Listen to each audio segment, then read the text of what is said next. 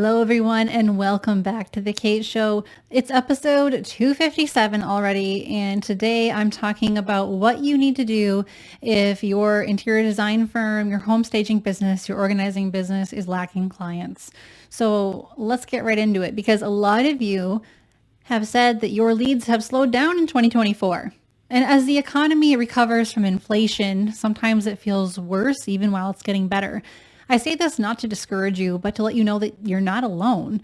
If your business lacks leads when you previously had plenty, it might not be all your fault, quote unquote. It could just be the ebb and flow of business. Now that said, control what you can control. If you want to ensure you're doing everything you can to nurture the growth of your business in the home industry, you need to remain proactive. And if nothing else, put your extra downtime to good use right now by drilling down on your marketing and making it worth every penny. On the other hand, if you continue to experience a steady number of quality leads coming into your business, fantastic. But don't let yourself become apathetic toward marketing. Savvy entrepreneurs who understand the requirements of building long-term success will market their businesses even when their business is thriving.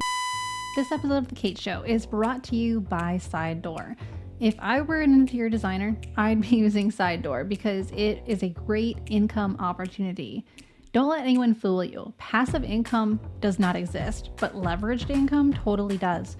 With Side Door, you can sell trade-only products and make an average of 30% on the commission of each sale. That's incredible. Affiliate marketing gives you a measly 1, 2, maybe 5% if you're lucky, but Side Door gives you 30%. It's wholesale furnishings revolutionized for the digital age.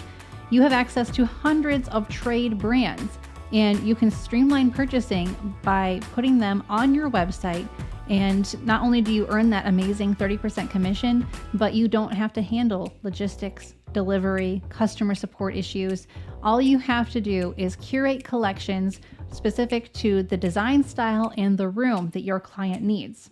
You could design collections around a real life client, or based on the clients you've already worked with, you probably have a good idea of what they need. So go create a collection around the family room for the farmhouse aesthetic loving homeowner. That means that you're not going to fill it full of 15 different area rugs. You might choose 2 or 3 area rugs and a couple sofa options. The main point is all the pieces, accessories, and decor work together so that no matter what they purchase from your collection, they are able to have a beautifully designed space thanks to you and Side Door. To get access to Side Door, go to onsidedoor.com and sign up today. This episode of The Kate Show is brought to you by HoneyBook. I love using HoneyBook for my business because it helps create a streamlined workflow when people decide they want to work with me. Because, there's one thing to do the right marketing to get the client. There's quite another to impress them all the way through the end of the project. And with HoneyBook, my clients are able to review and sign the proposal, make their payment, and then be told what to do next, all in one fell swoop.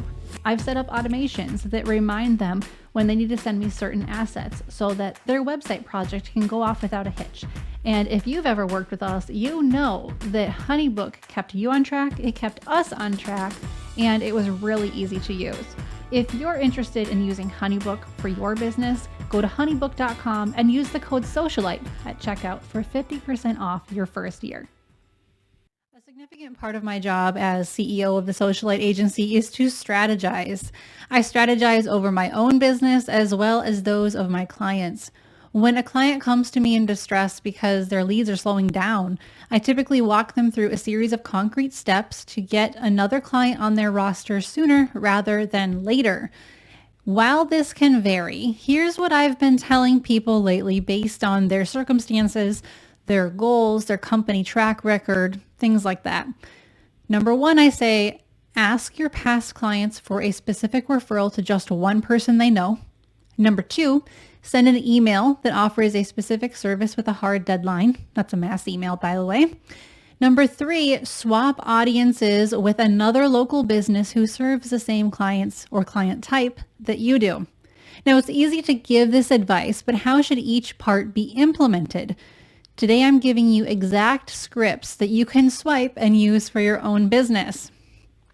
So number 1 was ask your past clients for a specific referral to just one person they know. This is a personal favor style ask, and I recommend sending it as a text or a personal email. Just depends on which method your client prefers. Regardless, though, here's what you need to say. And this text is in the show notes. So if you go to the kateshowpodcast.com or if you go to katethesocialite.com and click on the podcast, you'll find it. So the personal referral text or email script goes something like this. Hey, so-and-so, I have a personal favor to ask. I'm expanding my business this year and I want to work with more clients like you. Our project went so well, it only makes sense. Plus, I've noticed that people tend to gravitate toward you for advice. Could you think of one friend or family member that might need their space designed, organized, staged, whatever it is you do, and then send them my website address? End the email or text with that question rather than filling in the proverbial silence with, but if you don't want to, it's okay. Or if it's too much, don't worry about it. No. You really do want them to take action. You don't want to make it easy or comfortable for them to ignore your email. By the way, like I said earlier, do not send this as a group text or a mass email. This should be a private message between you and a single recipient. You can certainly send this message to multiple people as long as you're sending it individually each time. Otherwise, it's just going to lose its effectiveness. The second thing that I often recommend my clients do when they are lacking leads is send an email that offers a specific service with a hard deadline. Now, this tactic assumes that you're already sending email newsletters every 2 to 4 weeks to your mailing list. If you aren't doing that, you need to start. Email marketing has proven to bring 40 times more return on investment compared to that of social media marketing, and it would be irresponsible to not do it. Now, in your next email newsletter, make a specific offer for one of your services and attach a deadline to it. This email should contain no more than 2 images and no other text other than what I'm about to say. So this is really a invitation for people to book a discovery call or consult call with you. And because it's going to be sent as an email, the subject line should be your interior or exterior color questions.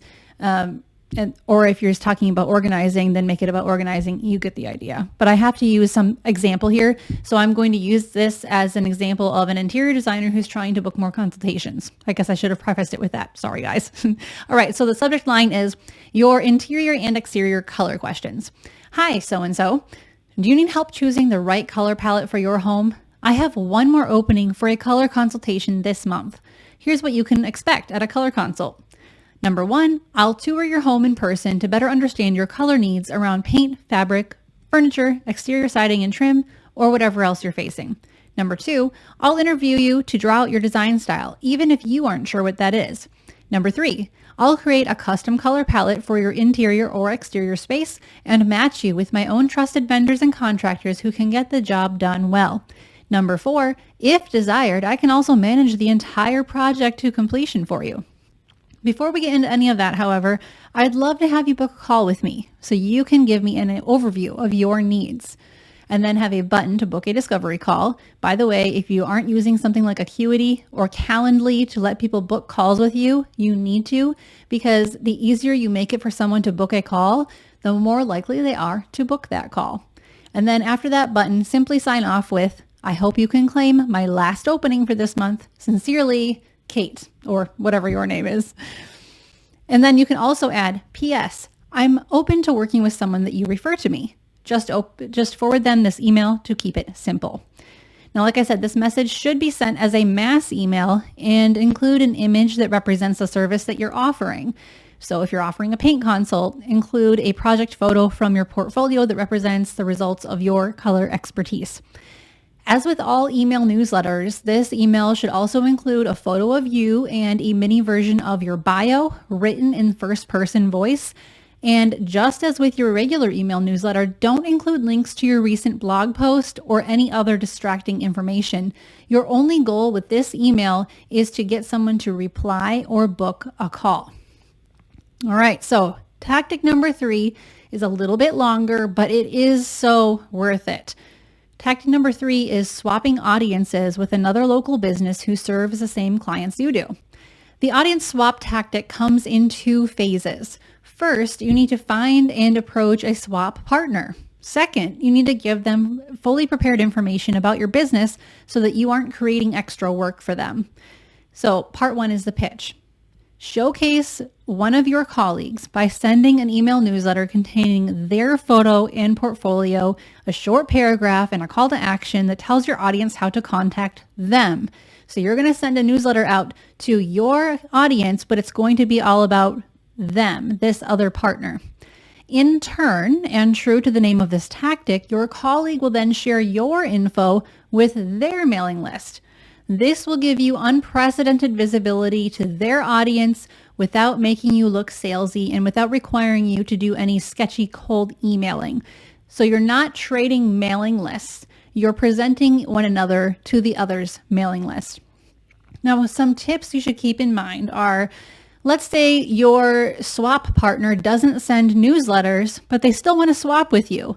Well, if they don't have a mailing list or they're not using Flowdesk or MailChimp, they can simply mass email their entire contact list from their regular inbox instead. So if they're using Gmail or Hotmail or Outlook or whatever the heck they're using, they can send an email to everyone that includes your information just fine.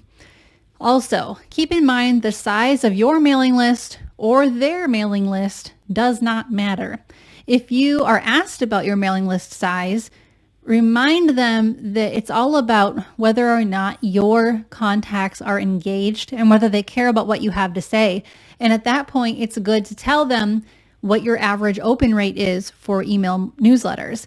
Now, the average open rate for the home industry is 20%. Clients at my agency are consistently getting 40 to 60% open rates because we've cracked the code on email marketing. Like, I will toot my own horn there. We definitely have. And if your open rate is significant like that, it's worth sharing. So you can say, yeah, I may only have 250 people on my list or even 100 people on my list, but over half of them open my newsletter every single time, which means that they're actively engaged and the chances of you getting business from this are higher. So that's what you can tell your swap partner if they're like, but my mailing list is bigger than yours, so this isn't a good trade for me.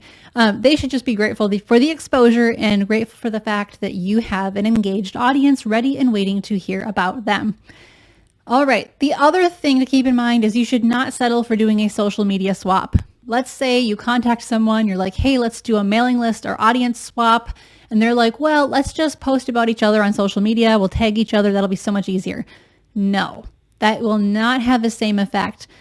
You definitely need the exposure that email brings because social media algorithms will make sure that posts created by businesses are not seen by that many accounts, which means you can post about each other all day long and you're only going to be seen by a fraction of the number of people that you would if you had just sent the email. All right, so a little bit more about choosing the right swap partner. Your swap partner should serve the same audience that you do, but they should not offer the same services because there'd be no point in trying to swap audiences with a competitor. If you don't know of any potential swap partners, you could try looking in your local print media. Which companies are running ads that target your ideal client without competing with you? Reach out to them and say, hey, we both serve homeowners in this area who are higher end, and why don't I introduce you to my people, you introduce me to your people, we'll do some cross promotion that way. It's going to be a hard thing for them to say no to because it just makes sense. So what do you say in the email to someone else's audience? Well, we'll get to that because first you have to really outline how you're going to present yourself to your potential swap partner, whether or not you already know them. And of course, it'll be easier if you already know them, but let's say you don't. Well, here it is. Here's what you need to say. You can say this to them in person or on the phone or in an email. It goes like this. Hey, so-and-so, could I share your business with my audience? I send out a monthly email to all my past clients and leads, and the majority of them open my emails every time.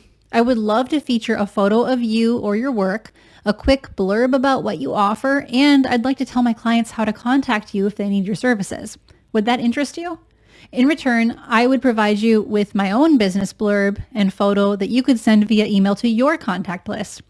Word of mouth referral is the best way to grow, and we serve the same type of client, just in different ways. It seems like a no-brainer. Let me know what you think. Thanks, me. All right, so that is what you would send to the actual partner. And your pitch should be modified depending on who they are and their ultimate audience who will be reading about you. So let's talk then about the actual script that they would be emailing out to their people about you. You only get one shot at this, so make it count. Tailor your message to the end reader. Once you have customized your swap pitch, then you can refine it and use it when you find other partners as well. So here is what the message from your swap partner to their email list about you should say. Hey there, I love supporting my local community of fellow business owners. Today, I'd like to introduce you to Kate of the Socialite Agency. Kate specializes in marketing and serves interior designers in the following areas, blah, blah, blah. Now, I'm just using myself as an example here. Obviously, you'd be inserting your name and your business name in your services.